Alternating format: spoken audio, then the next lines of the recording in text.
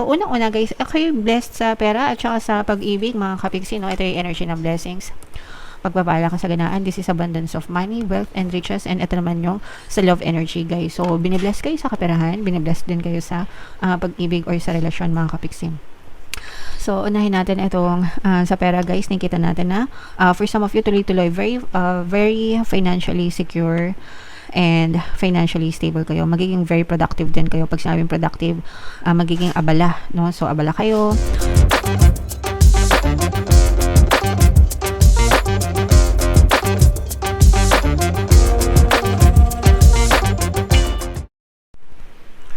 Hello guys, hello Virgo. Welcome back to Pinay Pixie Tarot. Ang pamagat ng episode natin for tonight is full moon kapalaran guys. Para ngayon,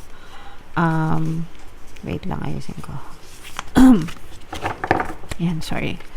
Para ngayong February to March guys, para sa Virgo, Sun, Moon, Rising Sign, and Venus. Yung ating full moon ngayong February guys ay sa February 1. Tapos yung next na full moon naman natin guys ay sa March 3 mga kapiksi. So, ang reading na to ay para sa period na yan. Ang pamagat ng ating full moon ay snow moon. So, ito yung ating moon message para sa inyo, Virgo. Show the world the real you. Ipakita mo sa buong mundo yung totoong ikaw, yung totoong kakayahan mo. Pero, guys, para sa akin, it doesn't matter kung anong isipin ng ibang tao. Wala kang kailangan patunayan sa kanila. Ang kailangan, meron kang patunayan sa sarili mo, no? Because it's your life. Ikaw yung responsible dyan sa buhay mo. And ikaw lang yung may pakialam sa buhay mo, to be honest, no? Yung ibang tao, wala lang, gusto lang nilang mangmarites, gusto lang nilang mangtsyena sa buhay, pero they don't care, no? They don't care sa inyong mga success, and ikaw lang talaga yung magkikare sa success mo sa buhay. So, show yourself the real you mga kapiksi. Yun yung mas magandang message dito guys. Ipakita mo sa sarili mo kung ano yung kaya mong marating sa buhay mo. Not just because of other people, but because of you. Okay? Alright. And additional meaning nitong card na to guys, don't lose the beauty and romance of life. Pagdating naman sa love guys, no, masarap umibig, masarap magmahal as long as nasa tamang person ka, nasa tamang relationship ka mga kapiksi. And kung hindi man nag-work yung relationship mo right now sa mga person nyo, it doesn't mean na love is the culprit. It only means na nasa maling tao kayo or nasa maling relasyon. But you will also find or you will also get the relationship that you deserve mga kapiksi. So, ipagdasal nyo lang and antayin nyo lang guys. Okay? You are too much in your head. Get into your heart. Dapat guys, balanse lang yung isip at saka puso natin palagi, no? Hindi pwedeng mas lamang yung puso kaysa sa isip, mas lamang yung isip kaysa sa puso. Dapat balanse. A friend needs you, be there for them. Kung may mga kaibigan kayo na kailangan ng tulong nyo, mga kapiksi, no? Be there for them, guys, no? And for some of you guys, a situation is going to take a very unexpected turn. Merong mga kaganapan, no? Sa buhay nyo na magbabago, guys. So, kung ano man yan, kayo lang yung nakakaalam yan. Pag na-experience nyo na. Okay? Alright. So, yeah. Comment down below, Virgo, if feeling nyo naka-resonate kayo dyan, guys. So, shuffle natin to. Hanapin natin yung energy nyo habang sinashuffle ko to, guys. Panoorin nyo muna yung video natin regarding sa ating paano mag-manifest ng abundance video course. Kapiksi, sawa ka na ba sa mga struggles at hirap sa buhay mo? Masipag ka ba at masikap sa buhay ngunit hindi ka pa rin umaasenso? Ilang beses ka na bang nag-attempt magnegosyo at mag-invest pero palagi ka pa rin nalulugi? Sa pagkakataon na ito ay maaaring may subconscious beliefs ka na nagiging balakid sa iyong pag-unlad at pagyaman. Introducing, paano mag-manifest ng abundance video course. Dito ay matututunan mong ma-overcome ang mga balakid mo para tuluyan ka ng umunlad, umasenso, sumagana, maging matagumpay, successful at maswerte sa iyong kabuhayan, pera, trabaho, negosyo sa lapi at kaperahan ng bonggang-bongga. Dali, mag-send na ng email sa pinoypixie@gmail.com at simulan na ang iyong pagyaman ngayon.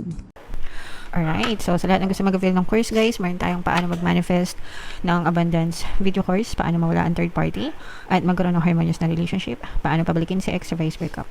Sa mga interesado guys, mag-send lang kayo ng email sa pinoypixietarot@gmail.com. And sa mga naghahanap guys, ang pampaswerte na lucky charms or lucky bracelet, Aventurine tsaka Citrine naman yung recommended ko ito guys. May makikita kayong mga link sa description box. Wow naman, grabe. Virgo kaya in-represent ng King of Pents. Ito yung ating moon energy. Ito yung napaka-positive na energy. Kaya napag-grabe ako sa simulang-simula pa lang guys. Mayroon ditong presence ng fire sign, Aries, Leo, Sagittarius. For some of you guys, maaaring may ganyang energy kayo sa inyong natal chart, or you may be dealing with other signs na may ganyan sa kanilang natal chart. So, unang-una guys, kayo blessed sa pera at saka sa pag-ibig, mga kapiksi, no? Ito yung energy ng blessings.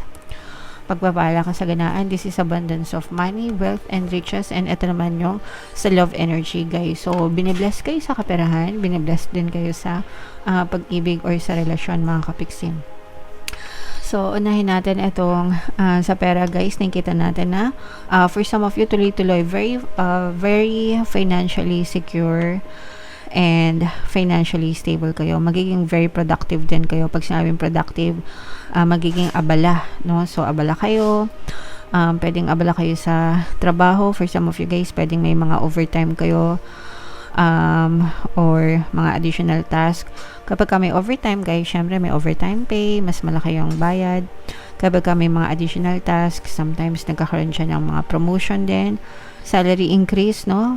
Pwede din kayo magkaroon ng salary increase. For some of you naman guys, parang nagkakaroon kayo ng mga other sources of income, kaya kayo masyadong nagiging busy. So, kunwari may trabaho kayo sa umaga, tapos sa gabi meron kayong part-time job, o kaya meron kayong mga side hustles na nagdadala ng additional income sa inyo guys, no? So, yun yung nakikita natin.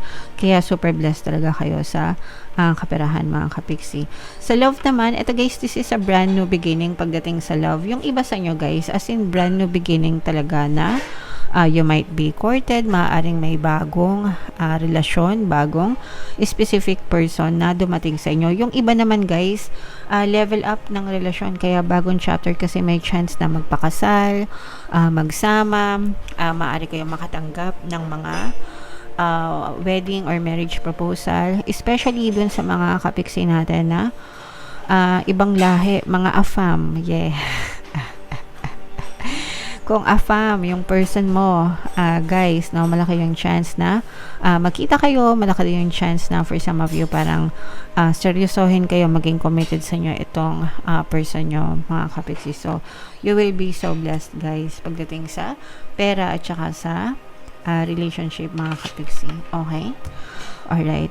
Ito naman ay reminder guys na magpahinga, no, kasi yung iba sa inyo baka na-overwork naman. Although, syempre gusto natin talaga yung may mga trabaho tayo, kasi pag may trabaho, ibig sabihin may pera, pero kailangan nyo din bigyan ng panahon yung sarili nyo para makapagpahinga.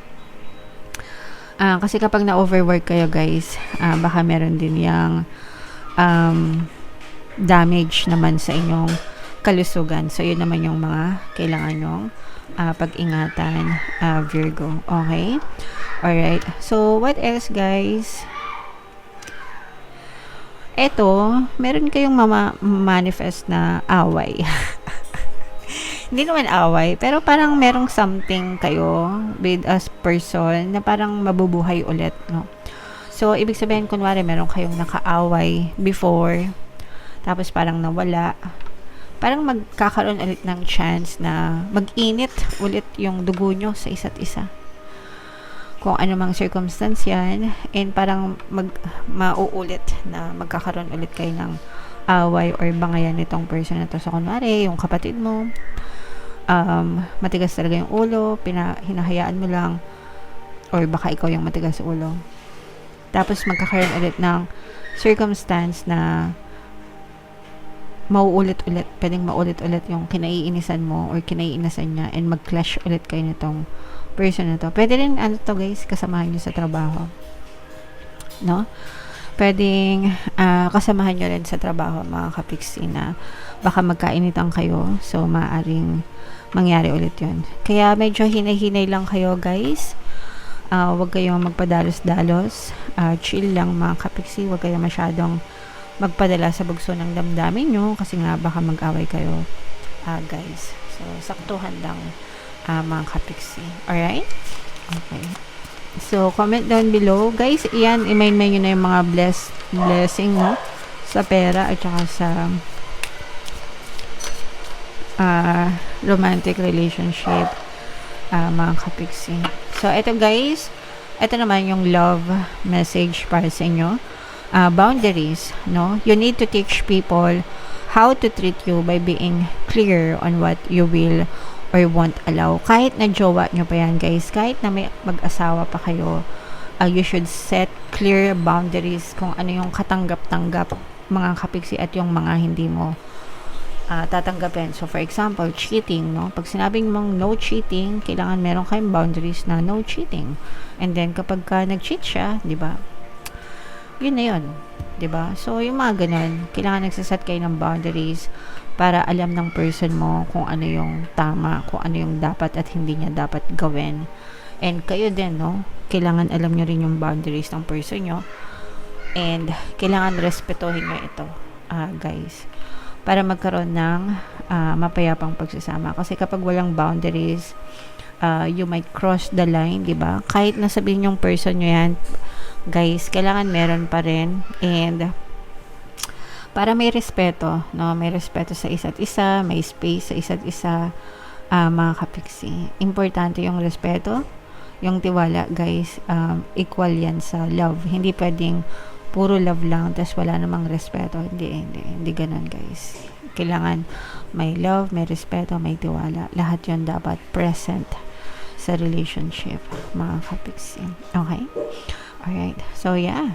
Comment down below, Virgo, if feeling nyo naka-resonate kayo dyan, guys. Ito yung ating 2026 kapalaran. Ito naman yung ating success stories ng paano mag-manifest ng abundance video course. Click here to subscribe, guys.